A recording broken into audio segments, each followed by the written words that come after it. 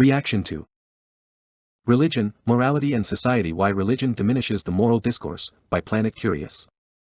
No one denies that Christians have been good for the world. No one denies that. The question is Christianity good for the world? We could say the same thing about the Dalai Lama. We could say the same thing about Muslims. Muslims are good people. They have enriched the world through many ways. Jews, Hindus are giving, charitable, peaceful people. They have done wonderful things. But what we are doing when we say this is that we are separating out from the religions those aspects of goodness and charity that are common to all of humanity. They are common across all the religions, which means those are not religious values. Those are human values that we're talking about. Dan Barker doesn't actually say anything. Of course, you don't have to be religious to do good. Since we all are made in God's image, we all have the capacity to do good. Jesus only underlined what good is and how you should live, and what sadly is too few times put in practice. More on this later. It's only good people, but a lot of people, they say made in the image of God, are born as psychopaths and sociopaths. They don't feel this need. Indeed, they enjoy violating it. I don't know where that fits in, particularly to God's plan. Christopher Hitchens says, a lot of people who say they are born and made in the image of God are born a psychopath, a sociopath. That may be true, although he doesn't provide examples, so we apparently have to take his word for it. Googling, who was a Christian psychopath or sociopath, hardly comes up with any results though. And since many more people who say they are born and made in the image of God are not psychopaths or sociopaths, he actually doesn't say much either. But it's been put like this. Left to themselves, good people will do as much good as they can. Wicked people will do as much ill as they can. If you want to get a good person to do an evil thing, you make him religious. If you want a good person to do an evil thing, make him religious. That's similarly based on nothing. If you want an evil person to do good things, make him religious, can be upheld just as well, and here we actually do have examples: John Newton, Nicky Cruz, Son of Sam and others. And how exactly do you make someone religious? How do you make me religious? What do you do then? That doesn't make any sense. You know, we're capable of all these just amazing things, including finding purpose and meaning in life through each other.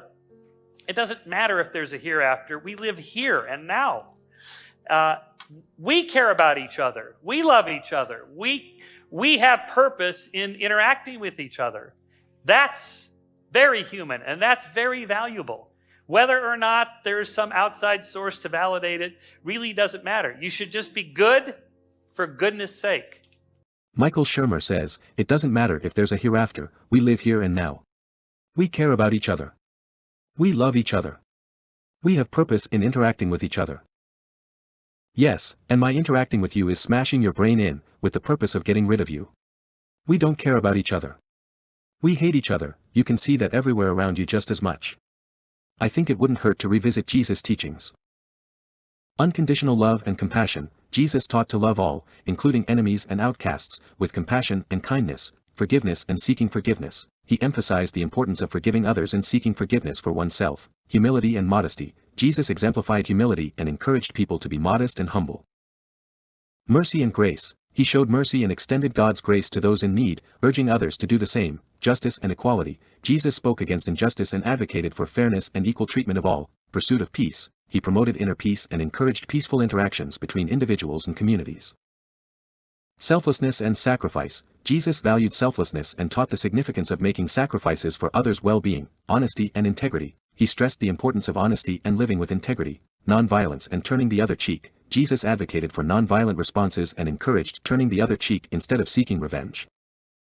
Faith and trust in God. He urged people to have faith in God and trust in His providence. Generosity in giving. Jesus praised acts of generosity in giving to those in need. Inclusivity and acceptance. He welcomed people from all backgrounds, showing acceptance and inclusivity. Healing and restoration. Jesus performed miracles to heal the sick, restore sight to the blind, and offer hope to the distressed. Respect for children. He demonstrated care and respect for children, recognizing their significance in society. If we love each other so much, as Mr. Shermer states, then why is the world such a rotten place? Jesus gives us a reminder of how we should live. I suggest we all take this reminder seriously. After all, this video is about why religion diminishes the moral discourse. That is, of course, irony. We tend to think intelligent species are more able to suffer and more entitled to moral consideration. But if we ask the Darwinian question, what is pain for? It can lead to the opposite conclusion. Pain is a warning. Don't do that again. This time your action led to pain.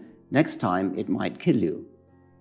But why does it have to be so damn painful? Why not just raise a little red flag in the brain saying, don't do that again? It's a difficult question which I won't take time to answer here, but now here's the paradox. An unintelligent species should need pain to be more painful in order to drive home the lesson, don't do that again. So perhaps we have our morality vis-à-vis other species upside down. And it is a scientific argument that led us to that ethical conclusion. Richard Dawkins says, an unintelligent species should need pain to be more painful in order to drive home the lesson, don't do that again. So perhaps we have our morality vis-a-vis other species upside down. The more complex a neural system is, the higher the chance that it can process a pain stimulus as actually being painful, is what Mr. Dawkins means, and unintelligent species like for example fish have simple neural systems. It logically follows that higher pain stimulus has to be administered to them to achieve the same effect, which as such is entirely irrelevant to morality and moral discourse, title of the video. A similar example is that a species with less developed sight needs brighter light to see, no link with morality there either. And it is a scientific argument that led us to that ethical conclusion, he adds, rather full of himself.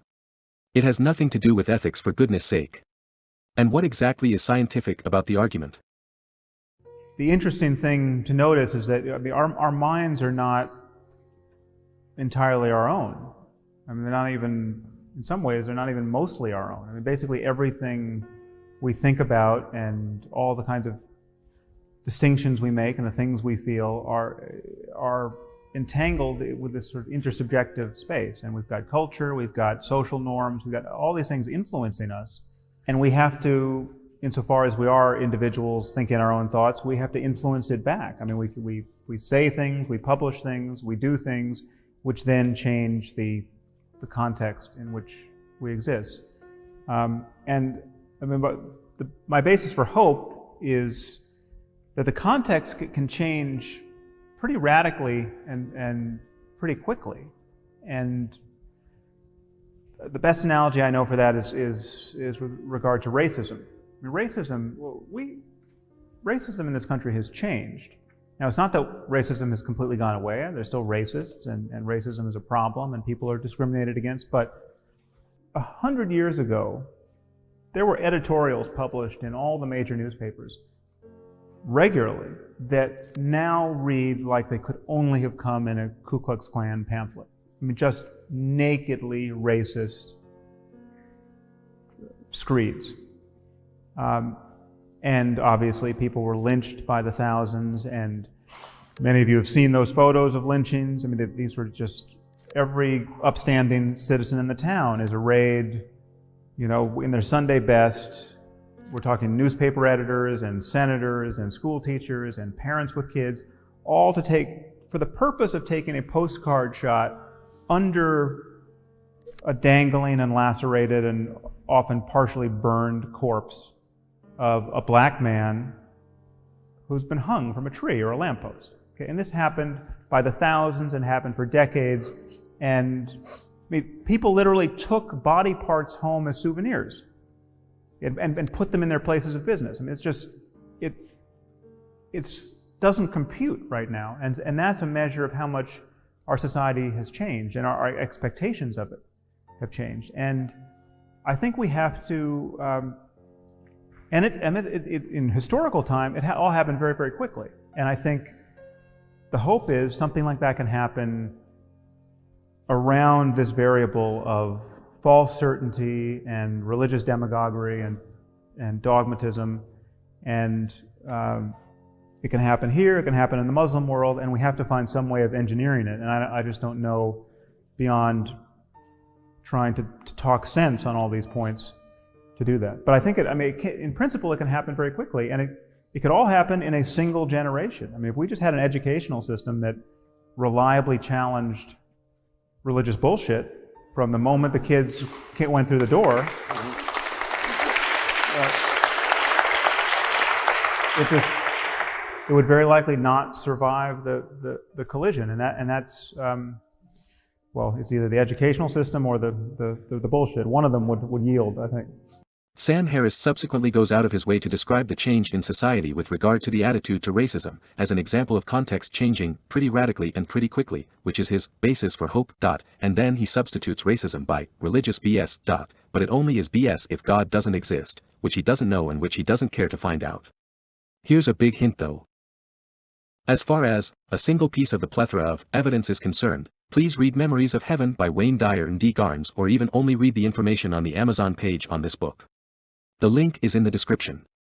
Ah well, what the heck, here is said Amazon page. Dr. Wayne W. Dyer and co-author D. Garnes had often talked about how the ones who know the most about God are those who have just recently been wrapped in the arms of the divine, our infants and toddlers. In fact, D. had an interaction with her own young son that convinced her of this. Curious about this phenomenon, Wayne and Dee decided to issue an invitation to parents all over the world to share their experiences. The overwhelming response they received prompted them to put together this book, which includes the most interesting and illuminating of these stories in which very young children speak about their remembrances before they were born. It seems that infants and toddlers often arrive here with memories of their lifetimes in the spirit world and frequently provide evidence of this to their immediate families. They tell of dialogues with God, give evidence that they themselves had a hand in picking their own parents, speak about long-deceased family members they knew while in the dimension of spirit, verify past life recollections, and speak eloquently and accurately of a kind of divine love that exists beyond this physical realm and even of times when telepathic communication took place, as well as the ability to decide just when they would come here to Earth. Back to Sam Harris. It is beyond me why, pretty radically and pretty quickly, getting rid of religion can be a basis for hope. I refer once more to the list of Jesus' teachings that, considering the current state of affairs with our planet and its population, most of said population and its leaders seem to have forgotten. Don't let this atheist propaganda video sow any doubt with you. God exists. Jesus loves you. Thanks for watching.